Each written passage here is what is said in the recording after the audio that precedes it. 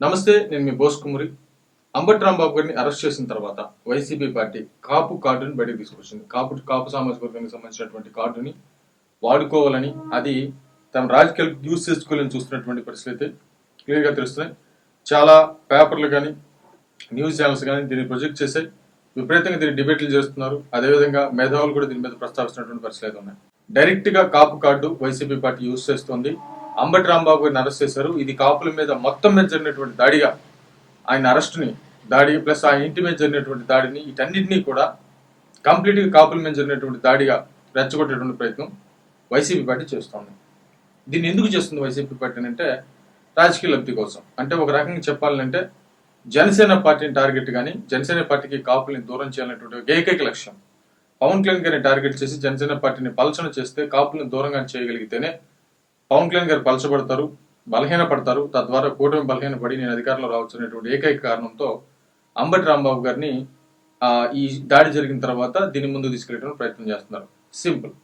But దీంట్లో మనం అర్థం చేసుకోవాల్సింది ఏంటంటే, అసలు అంబటి రాంబాబు గారు వైసీపీ పార్టీలో ఉండి ఏ రోజైనా పవన్ కళ్యాణ్ గారి మీద తీవ్రమైనటువంటి దాడి జరుగుతుంటే, ప్లస్ ఈయన విపరీతంగా దాడి చేశారు, అసలు నువ్వు రాజకీయాలకు పనికిరావు, నువ్వు అసలు గెలవు, నీకు అసలు రాజకీయాలు తెలియదు, నీకు అసలు ఒక్క సీటు కూడా రాదు అనేటువంటి విధంగా ఈయన మాట్లాడటంతో పాటు వైసీపీ కేడర్ అంతా పవన్ కళ్యాణ్ గారి మీద సామూహికంగా దాడి చేస్తూ ఉంటే, బెదిరిస్తుంటే, వార్నింగ్లు ఇస్తుంటే, వైసీపీకి సంబంధించినటువంటి కార్యకర్తలంతా కొంతమంది సోషల్ మీడియాలో పచ్చిబూతులు తిడుతుంటే, ఆడవాళ్ళు కానీ మగవాళ్ళు కానీ పచ్చిబూతులు తిడుతుంటే, ఏ రోజు కూడా అంబటి రాంబాబు గారు మాట్లాడినటువంటి పరిస్థితి లేకుండా ఇంకా పవన్ కళ్యాణ్ గారి మీద విపరీతంగా దాడి చేశారు.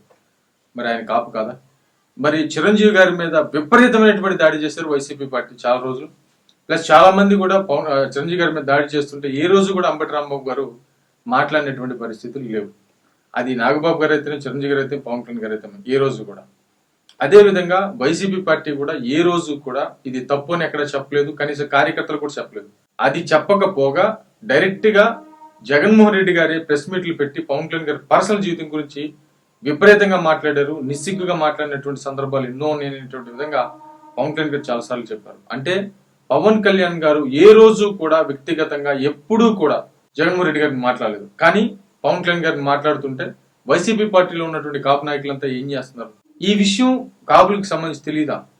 ఇప్పుడు కాపులు ఏకైక ఉన్నటువంటి ఏకైక నాయకుడు పవన్ కళ్యాణ్ గారు, జనసేన పార్టీ అంతే. ఈ పార్టీని పెద్ద చేసుకోవాలి, పవన్ కళ్యాణ్ గారు సీఎం చేసుకోవాలి, వాళ్ళ ఏకైక లక్ష్యం, వాళ్ళకు ఉన్నటువంటి ఏకైక అవకాశం ఇది. కాబట్టి దీన్ని నిలబెట్టుకుంటారు. క్లియర్ మనకు అర్థమవుతున్నటువంటి విషయం ఇది. కాబట్టి దీనికి అంబటి రాంబాబు గారికి ఎలాంటి సంబంధం లేదు. అంబటి రాంబాబు గారు చంద్రబాబు నాయుడు గారిని పచ్చిబూతులు తిట్టారు. అంటే పచ్చిబూతులు అంటే మామూలు బూతులు కాదు, మనకు తెలిసినటువంటి విషయం.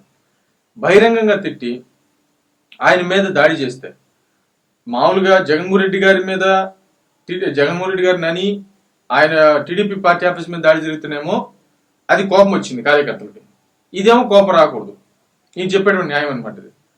కాబట్టి దీంట్లో కాపు కార్డును తీసుకొచ్చేటువంటి ప్రయత్నం చేస్తున్నారు. కాపులు విజ్ఞత కలిగినటువంటి వ్యక్తులు 10 సంవత్సరాల పాటు వైసీపీ పార్టీ దాడిని ఎదుర్కొన్నటువంటి వ్యక్తులు పవన్ కళ్యాణ్ గారి వెంట నిలబడినటువంటి విధానం, ఇవన్నీ కూడా ఎవరు చెరిపోయి కాదు. అంబటి రాంబాబు గారిని పచ్చిగా ఓడించింది కాపు సామాజిక వర్గానికి సంబంధించిన యువతే. అదేవిధంగా పేర్ని నాని గారు కానీ వీళ్ళందరినీ కూడా భలే కామెంట్ చేస్తారు. వాళ్ళు రోడ్డును పోతున్నా కూడా విపరీతంగా కామెంట్ చేస్తారు. బట్ కానీ కార్డు ఉపయోగించుకొని చేయాలి ఈసారి అని కాపులు దూరం చేయాలి పవన్ కళ్యాణ్ గారికి అంటే సాధ్యమైన పనే. మరి మీరేమంటారు? చూద్దాం.